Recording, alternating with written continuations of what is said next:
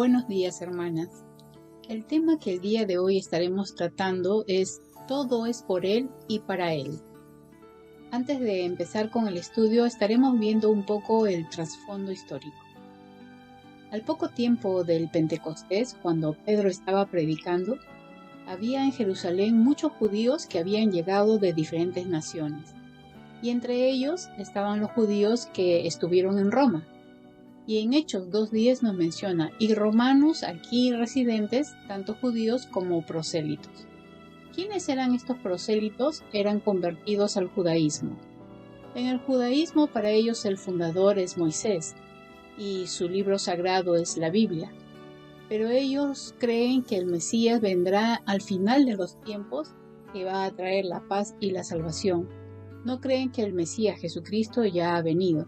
Entonces, estos judíos habían sido expulsados por el emperador romano Claudio en el año 49 o 50 antes de Cristo. Pero en el tiempo de Nerón, este permitió que los judíos regresaran a Roma.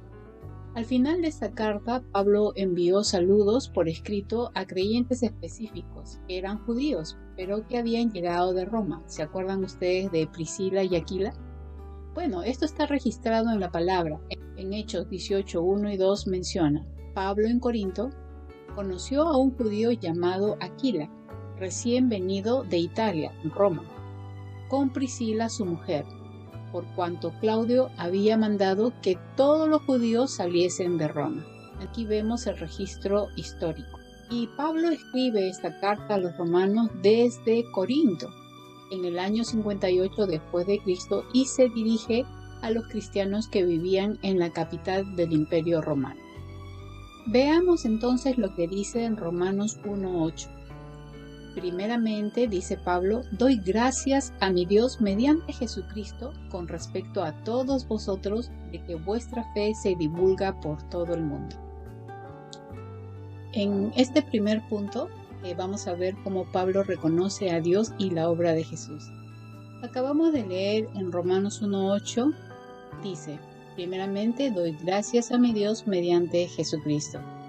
Pone como prioridad a Dios y la obra del Señor, y lo hace con un corazón agradecido, un corazón que reconoce que Dios actúa sobre su vida y ahora también en la vida de los creyentes de Roma.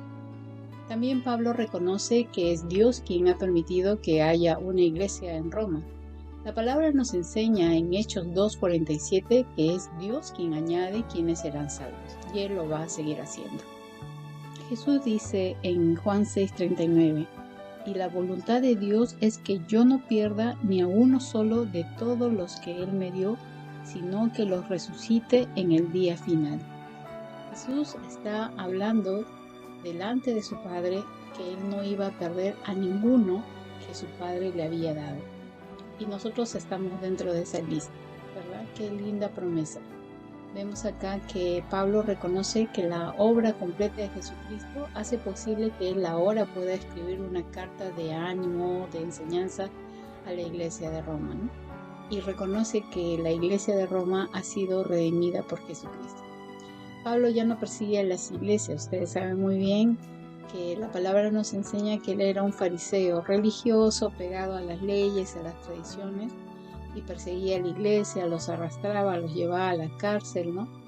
Pero, ¿por qué hacía eso? Porque no entendía, ¿no? No tenía sentido en su vida. Pero ahora sí, Pablo ve que a través de la obra de Jesucristo es posible que puedan nacer iglesias en diferentes partes del mundo. Y en el caso de Roma, su contexto era muy pagano, porque los romanos tenían muchas costumbres paganas. Pero a pesar de eso, Dios permitió que pueda crecer una iglesia en medio de esta nación. Bueno, haremos un alto para hacer una tarea de la fe. Hemos visto cómo Pablo reconoce y agradece a Dios por la obra de Jesucristo. Por eso es que vas a hacer una lista en tu diario y puedes expresar motivos de gratitud a Dios por lo que Él ha hecho en tu vida a través de la obra de Jesús. Y también tendrás un tiempo de oración agradeciendo al Señor por todo lo que Él ha hecho por ti. En 2 de Corintios 4:15 nos dice, todo es para beneficio de ustedes, y a medida que la gracia de Dios alcance a más personas, habrá acción de gracias para gloria de Dios. ¿Qué nos está enseñando? Que si nosotros somos agradecidos y reconocemos a Dios y su obra, entonces esto lo glorifica. Quiere decir que la gratitud agrada a Dios. En el segundo punto veremos cómo Pablo reconoce a la iglesia de Roma como ejemplar. Hemos leído en Romanos 1:8, dice, su fe se divulgaba por todas partes. Entonces vemos que llegó a ser conocida a pesar de los gobernantes romanos y de los líderes religiosos a quienes ellos se enfrentaban. Entonces su fe se extendía hacia afuera, ¿no? No solamente era en su entorno del vecindario y tampoco solamente de su familia, sino eran luz y sal hacia afuera, ¿no? Y habían impactado realmente en la sociedad. Ahora, el impacto no era solo por lo que ellos hablaban o predicaban, sino que el impacto era por la vida cristiana que respaldaba lo que ellos predicaban. Entonces no solamente eran teóricos, sino que también eran prácticos. La vida cristiana no solamente es hablar, sino poder vivenciar lo que el Señor va mostrándonos en su palabra. En Romanos 12, del 4 al 8, habla de diferentes cargos que tenían en la iglesia. Entonces acá nos está indicando que era una iglesia establecida, dinámica, a pesar que sufrían persecución por el liderazgo de los fariseos. Ellos posteriormente sufrieron persecución por el emperador Nerón, ¿no?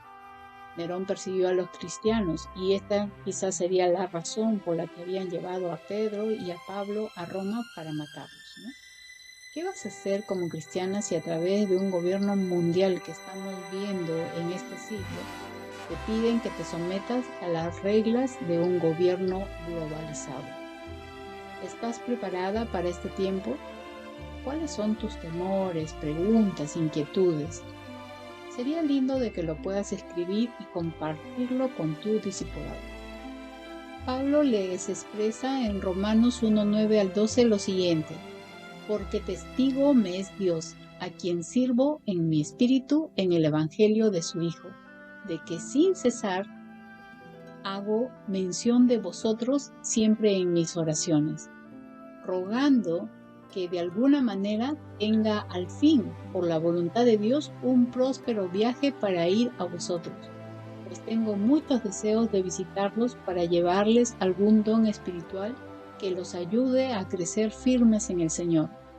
Cuando nos encontremos, quiero alentarlos en la fe, pero también me gustaría recibir aliento de la fe de ustedes.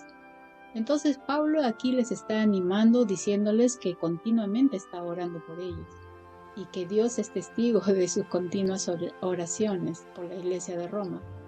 A pesar de que Pablo se encontraba en Corinto, él estaba intercediendo por la iglesia en Roma.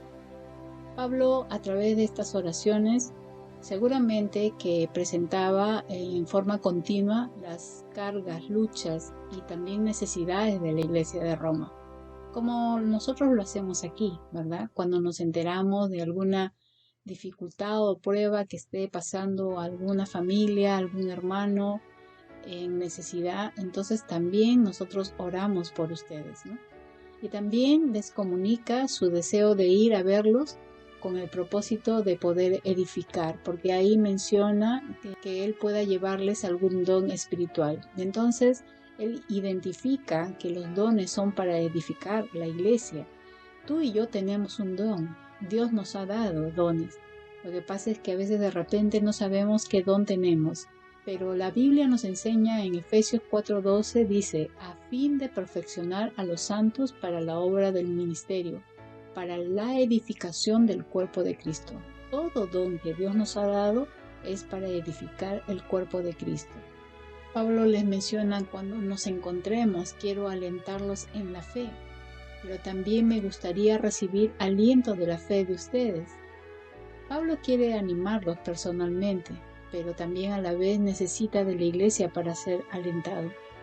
Una de las cosas que nos anima como iglesia es ver que estamos creciendo en la palabra, que tenemos presente a Dios en nuestras vidas. No hay mejor recompensa de saber que la iglesia está madurando y creciendo. Entonces, algún día, si Dios lo permite, nos estaremos encontrando, ¿verdad? Nos abrazaremos, pero también vamos a tener una satisfacción en nuestro corazón al ver cómo la iglesia ha crecido en el Señor. Bueno, ahora nuevamente a poner en práctica lo que hemos aprendido. 1. Ahora tendrás la oportunidad de orar por otras Timoteas. Te conectarás con alguna discipuladora de otro grupo. Preguntarás por qué necesidades debes orar. Deberás apuntarlo en tu cuaderno para recordarlo. 2. Así como Pablo animó a la iglesia de Roma a pesar que él estaba en Corinto, escribirás una carta de ánimo para personas cercanas como tu esposo y tus hijos, resaltando alguna virtud para animarlos y comunicándoles que estás orando por ellos. Deberás tomarte fotos o filmarte en el momento que cumples tu tarea. 3. Escribe una carta de ánimo para alguna hermana de la iglesia que sepas que está pasando por pruebas y envíaselos por WhatsApp o llámala. Esto la va a animar mucho. 4. Tus tareas debes entregarle a tu discipuladora. Dios te use para bendecir a otros. Recuerda que todo es por Él y para Él. Gracias.